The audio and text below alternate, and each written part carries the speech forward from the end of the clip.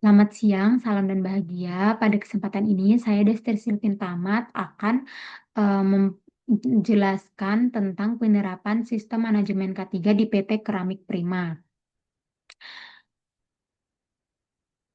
PT Keramik Prima adalah perusahaan manufaktur yang memproduksi keramik untuk kebutuhan bangunan. Proses produksi di sini melibatkan suhu tinggi, debu silika, dan bahan kimia berbahaya, sehingga berisiko tinggi terhadap keselamatan kerja. Oleh karena itu, K3 menjadi sangat penting untuk mencegah kecelakaan kerja, melindungi kesehatan pekerja, dan menjaga kelancaran produksi. Tujuan buku ini yaitu menyediakan panduan praktis penerapan K3 di lingkungan kerja, khususnya untuk para pekerja. Yang kedua yaitu menumbuhkan budaya kerja aman dan sehat, mendukung pelaksanaan sistem manajemen K3 sesuai peraturan pemerintah nomor 50 tahun 2012. Dasar hukum K3 di PT Keramik Prima sendiri ada beberapa, namun yang utamanya adalah Undang-Undang Nomor 1 Tahun 1970 tentang Keselamatan Kerja dan Peraturan Pemerintah Nomor 50 Tahun 2012 tentang Sistem Manajemen K3 dan Permenaker Nomor 5 Tahun 2018 tentang Alat Pelindung Diri. Selanjutnya, kepatuhan terhadap peraturan. Perusahaan menerapkan peraturan K3 seperti Undang-Undang Nomor 1 Tahun 1970 atau seperti yang peraturan perundangan yang telah disebutkan tadi. Dan perusahaan memiliki kewajiban yaitu menyediakan alat pelindung diri, melaksanakan pelatihan, pembentukan tim P2K3 dan dokumentasi. Pelanggaran terhadap peraturan K3 dapat dikenai sanksi, baik itu administratif hingga pada pidana. Penyelesaian masalah K3. Masalah K3 diidentifikasi menggunakan metode HIRAK yang prosesnya meliputi observasi dan pengumpulan data, analisis penyebab, tindakan korektif, dan komunikasi hasil, serta dokumentasi dan evaluasi. Tujuannya adalah untuk memastikan kejadian yang serupa tidak terulang lagi. Selanjutnya, komunikasi dan konsultasi. PT Keramik Prima melibatkan semua pihak dalam komunikasi K3, baik itu manajemen, pekerja, supervisor, P2K3, dan sampai pada ahli K3. Media komunikasi yang digunakan itu formal seperti rapat, papan pengumuman, maupun informal seperti briefing, grup WhatsApp, atau kotak saran.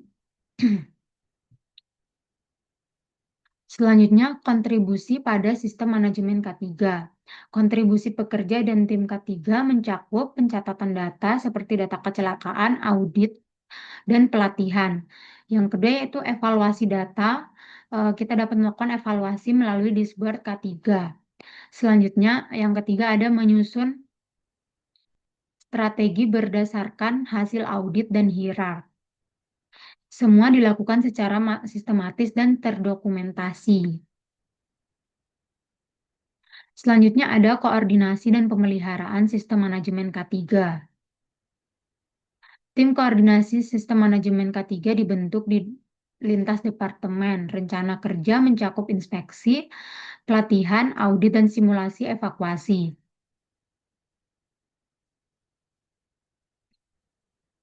Evaluasi dilakukan setiap triwulan dan hasilnya dilaporkan ke manajemen untuk pengambilan keputusan.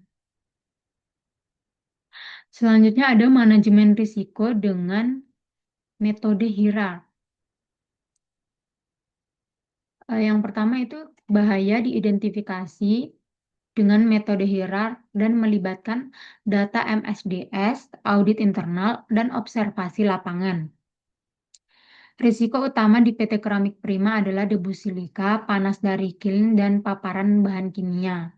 Pengendalian dilakukan berdasarkan hierarki pengendalian, mulai dari eliminasi hingga penggunaan APD.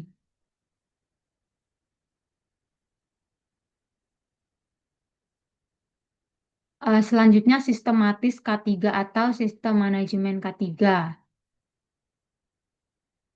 Sistem manajemen K3 yang diterapkan berdasarkan Peraturan Pemerintah Nomor 50 Tahun 2012, yaitu SO 4501 2018.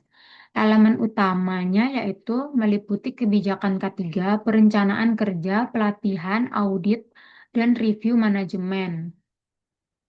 Perubahan kerja selalu dianalisis dari sisi risiko sebelum diterapkan. Selanjutnya, fasilitas dan simbol K3 di PT Keramik Prima. Eh, di PT Keramik Prima disarankan untuk menggunakan APD wajib seperti helm, masker, N95, kacamata, sarung tangan, sepatu, safety, dan apron tahan panas. Selanjutnya, peralatan atau fasilitas K3 ada APAR atau alat pemadam api ringan, kotak P3K, termometer, sound level meter. Selanjutnya ada rambu-rambu, di mana ada rambu-rambu larangan, pemerintah, dan jalur evakuasi, dan masih ada beberapa informasi lagi. Rambu-rambu ini dipasang di seluruh area kerja sesuai dengan risikonya untuk memudahkan pekerja membacanya. Selanjutnya, penutup, K3 bukan hanya sekedar kewajiban hukum, tetapi budaya kerja yang harus dibangun. Dengan buku saku ini, diharapkan seluruh pekerja memahami pentingnya keselamatan dan berkontribusi aktif dalam menciptakan tempat kerja yang aman.